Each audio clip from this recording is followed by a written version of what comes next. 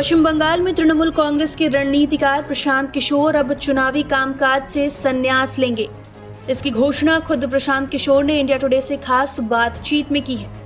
पश्चिम बंगाल में तृणमूल कांग्रेस को शानदार जीत का स्वाद चखाने के बाद प्रशांत ने ऐलान किया और कहा कि वो अब जिंदगी में कुछ और करना चाहते हैं।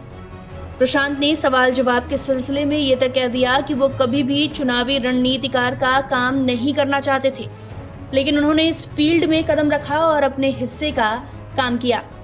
पीके ने बताया कि उनकी कंपनी आईपैक में उनसे ज्यादा काबिल लोग हैं, वो ज्यादा अच्छा काम कर सकते हैं, इसलिए उन्हें ब्रेक ले लेना चाहिए। लेकिन ब्रेक लेने के बाद प्रशांत करेंगे क्या?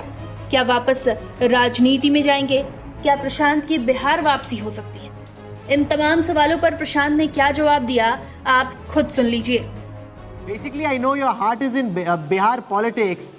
Now you're already out of the JDU, so I'm kind of confused. If you want to go back to Bihar politics, you don't have a party which is your base. करोगे क्या अब आप?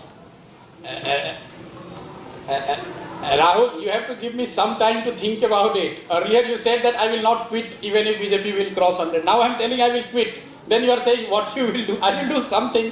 Give me some time. I'll figure कुछ it तो out. आपने सोचा होगा ना. You can't take such a big decision, announce it on TV without having thought this through. So you obviously thought something through. What is it? Tell us. No, I have been thinking of quitting since long. It's just that I haven't had a good opportunity to quit. So Bengal became I'll tell you what that moment where I said okay, win or loss I must.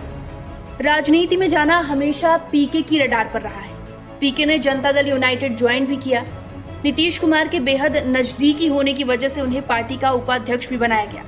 लेकिन फिर ऐसी स्थिति भी आई जब मुख्यमंत्री नीतीश कुमार ने प्रशांत किशोर को बाहर का रास्ता दिखा दिया। ऐसे में बतौर राजनेता प्रशांत की पारी कुछ खास नहीं रही।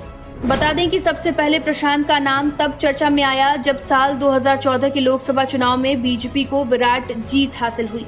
तब बीजेपी के प्रचार और चुनावी रणनीति की पूरी जिम्मेदारी प्रशांत के कंधों पर ही थी। साल 2015 में बिहार में लालू नीतीश को साथ लाने वाला कोई और नहीं बल्कि प्रशांत किशोर ही था। प्रशांत ने जेडीयू, आरजेडी और कांग्रेस महागठबंधन के लिए चुनाव प्रचार की जिम्मेदारी संभाली और तत्कालीन चुनाव में महागठबंधन ने बिहार की 243 सीटों में से 178 सीटों पर जीत दर्ज की। साल 2017 में प्रशांत ने पंजाब विधानसभा चुनाव में कांग्रेस के लिए रणनीति तैयार की। इस चुनाव में भी कांग्रेस को जीत दिलवाने में प्रशांत कामयाब हुए। 117 सीटों में कांग्रेस ने 77 सीटों पर जीत दर्ज की। साल 2017 में ही उत्तर प्रदेश के चुनाव में प्रशांत फ्लॉप साबित हुए।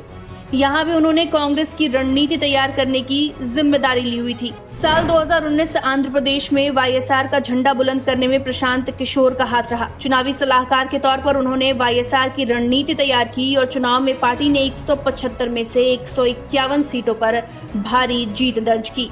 2020 का दिल्ली चुनाव और अरविंद केजरीवाल की हैट्रिक जीत का श्रेय भी प्रशांत को जाता है।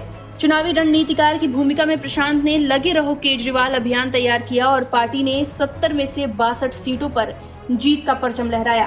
वहीं साल 2021 का पश्चिम बंगाल विधानसभा चुनाव हो या तमिलनाडु का विधानसभा चुनाव, दोनों ही प्रदेशों में प्रशांत ने बतौर चुनावी रणनीतिकार काम किया।